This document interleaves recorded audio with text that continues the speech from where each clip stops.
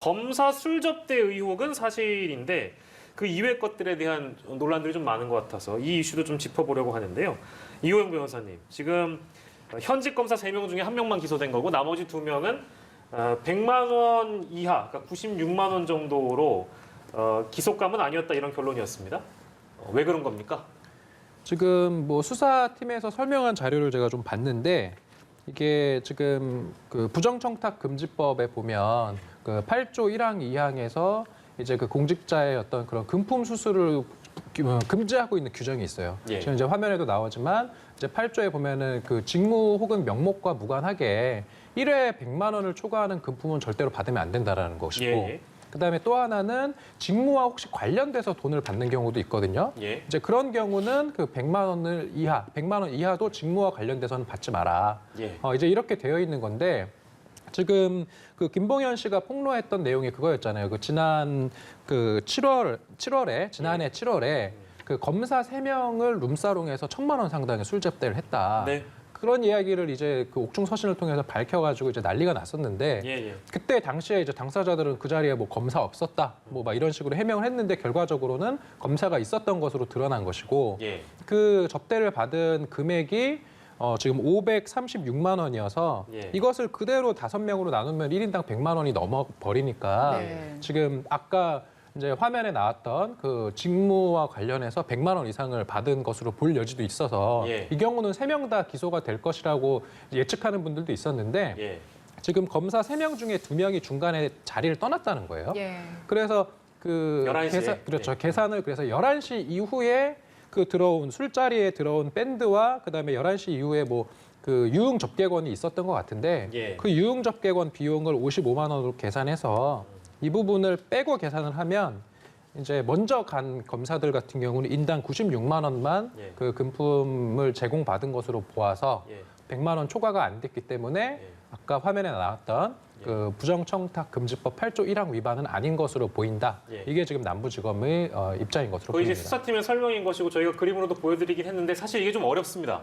쉽진 않은 그런 계산법인 것 같아서 조금 이걸 쉽게 이제 김수민 평론가께 설명을 다시 한번 부탁드릴 텐데 그러니까 이게 뭐 n분의 1이 이 계산법이 맞느냐에 대한 뭐 지적도 있는 것이고 그 n분의 1 중에 김봉현 전 회장이 포함되는 것이 맞느냐에 대한 뭐 논란도 있고 해서 그런 부분들은 어떻게 좀 포괄적으로 보시는지요, 일단 평론가님? 네, 이게 뭐 김영란법을 적용한 사례들에 비춰봤을 때는 n분의 1 계산법 자체는 맞다고 볼 수가 있겠고요. 예. 네네. 김봉현 씨 같은 경우는 이제 술을 안 먹는 것으로 알려져 있는데 네. 어쨌든 간에 이 로비의 당사자이기 때문에 글쎄요, 하여튼 여기 들어온 것은 사실이고 예. 그렇기 때문에 포함될 수도 있겠다라고 보여집니다. 그리고 예. 이게 이제 계산이 맞느냐, 그러니까 실제 금액수하고 그다음에 접객원이랑 밴드가 들어오기 전에 2명의 검사가 자리를 뜬 게 맞느냐, 이게 맞다고 전제한다면 이 계산은 맞다고 볼 수 있겠죠. 그 부분이 이제 사실관계를 더 다퉈야 될 문제가 있다면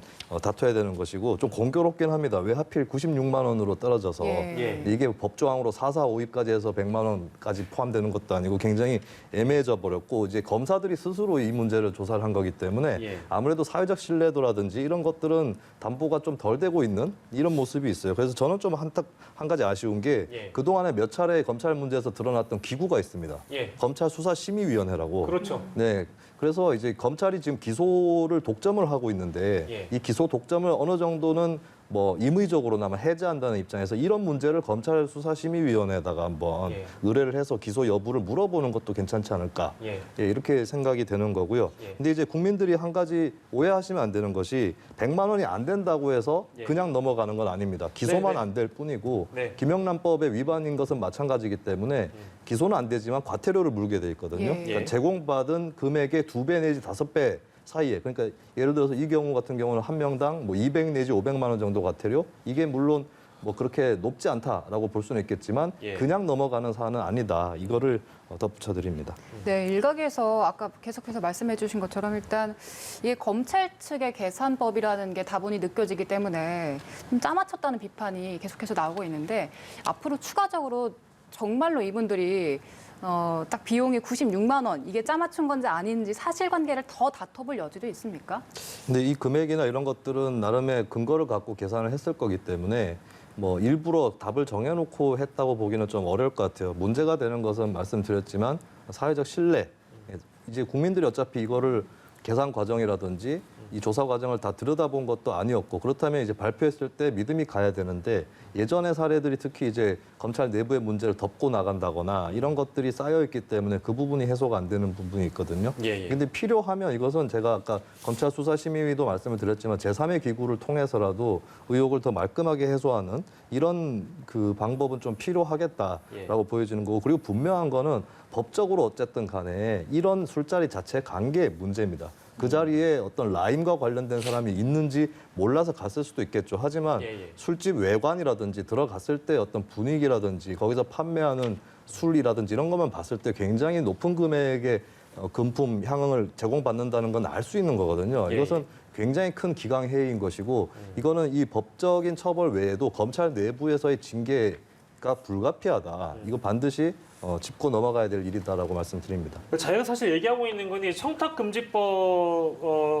그 해당한 얘기인 것이고 그 좀 더 강하게 만약에 이 사건을 처리를 했다면 실제 뇌물죄 적용도 가능했을 것이다에 대한 뭐 얘기도 많이 나오고 있어요. 특히 이제 뭐 예를 들면 직무 관련성이나 포괄적 대가성이나 뭐 이제 이런 부분들도 들여다봐야 된다는 얘기인데 그런 건 전혀 없이 이제 이런 결론을 내린 거 아니냐 뭐 봐주기 수사 논란입니다.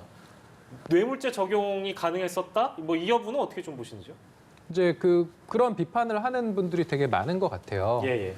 이제 뇌물죄 같은 경우는 직무 관련성과 대가성이 있는 금품 수수의 경우에만 처벌할 수 있는 것이고 그래서 실제로 검찰이 뇌물죄로 기소돼서 재판을 받은 끝에 의외로 그 직무 관련성이나 대가성을 인정할 근거가 좀 부족하다라고 해서 금품을 받았지만 뇌물죄에서 무죄 판결 선고되는 경우가 왕왕 있긴 하거든요.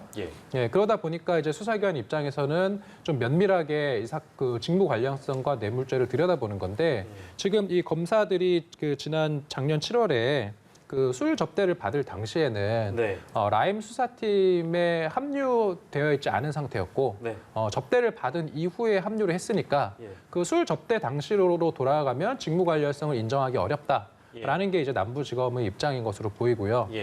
근데 이제 여기에서 이게 수사의 공정성에 좀 의문을 제기하는 시각은 이게 그 당시에 실제로 김봉현 씨의 그 폭로에 의하면 그 술 접대 당시에 지금 오늘 오는 검사들이 추후에 라임 수사팀에 합류할 것이다라는 얘기를 자기가 들었다라는 거예요. 그러면은 혹시라도 뭐 이건 사실관계는 더 규명이 필요하겠습니다만은 그 당시 술자리에 참여한 그 검사가 자기가 라임 수사팀에 합류할 것을 알고 그리고 지금 술자리 접대하는 사람이 그 수사의 피의자가 될 것이라는 걸 알면서 그 자리에 간 것이라면 이거는 그 부정청탁 금지법이 아니라 뇌물죄로 갈 수도 있는 사안이어서 이제 이게 결국은 봐주기 수사 아니냐라는 이제 좀 의혹을 제기하는 분들도 계신 것 같은데요. 결과적으로 이 사실관계 확인이라는 거는 결국은 기소가 돼서 재판을 받아봐야지 드러나기 마련인데 지금 기소가 안 되는 지점이 있어서 이 사실관계를 어떻게 규명할 것인가. 그래서 결국은 추후에 뭐 특검이라든지 이런 얘기들이 정치권에서 좀 나오지 않을까 저는 개인적으로 그렇게 생각합니다.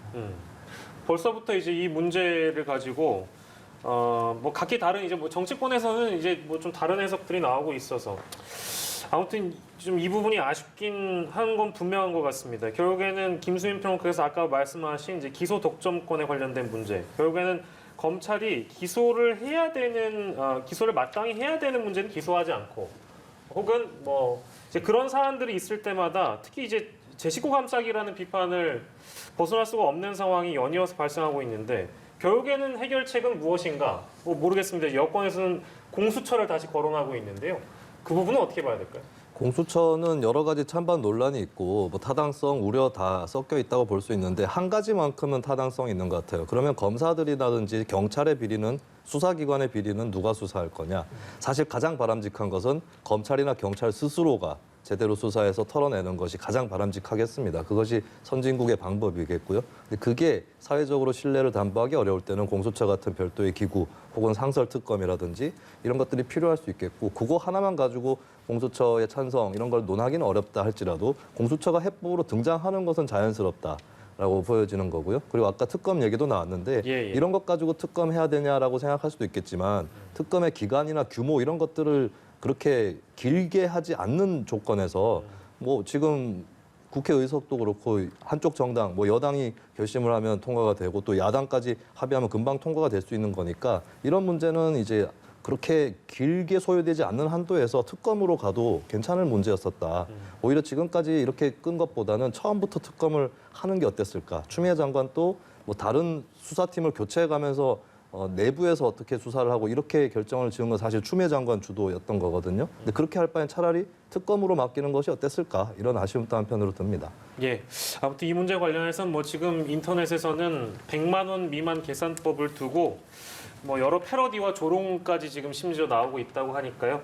안타까운 우리 검찰의 현실을 보는 뭐 단면인 것도 같긴 합니다.